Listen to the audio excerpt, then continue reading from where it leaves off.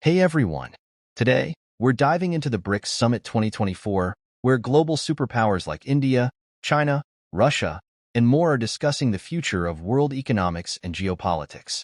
Big moves are being made, from resisting US dollar domination to reducing tensions in the Middle East.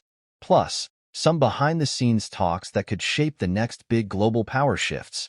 Curious to see how India, Russia, and even Iran are planning to shake things up?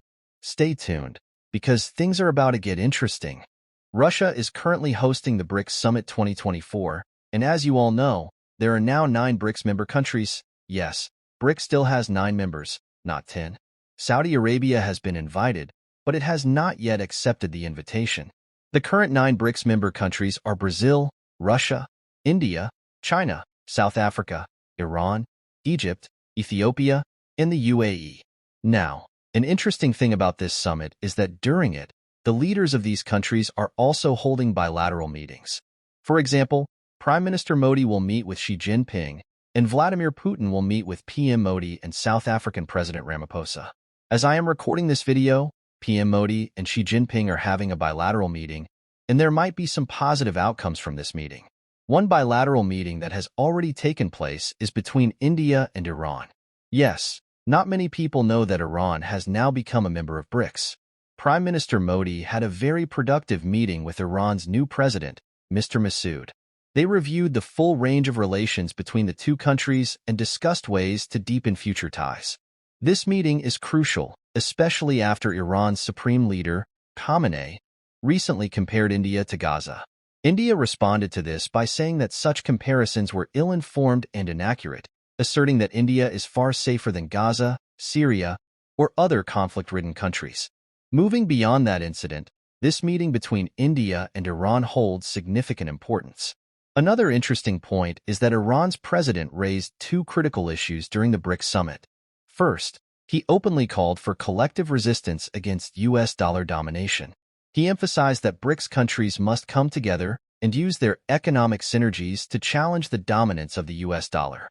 Whether it's through a BRICS currency or digital transactions, any move in this direction would significantly weaken the global power of the US dollar. The second point Iran's president made was that Delhi can play a crucial role.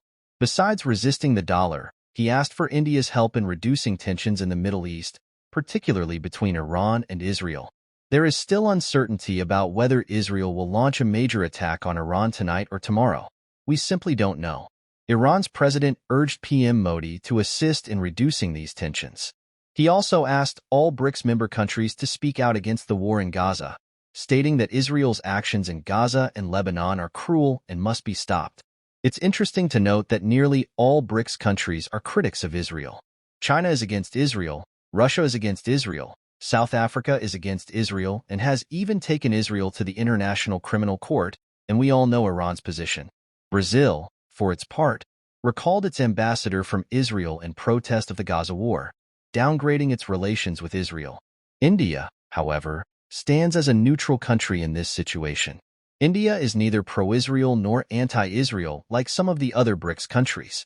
India has not recalled its ambassador from Israel, and it maintains good relations with Israel while also having important economic interests in Iran, such as the development of the Chabahar port.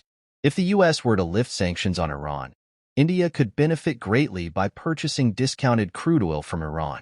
So, the key issue India faces now is whether to join Iran in its call to stand against the US dollar. Can India afford to take such a step? Right now, India's strategy is to wait and watch. In the US, Kamala Harris is falling behind in the elections, and Donald Trump is gaining ground.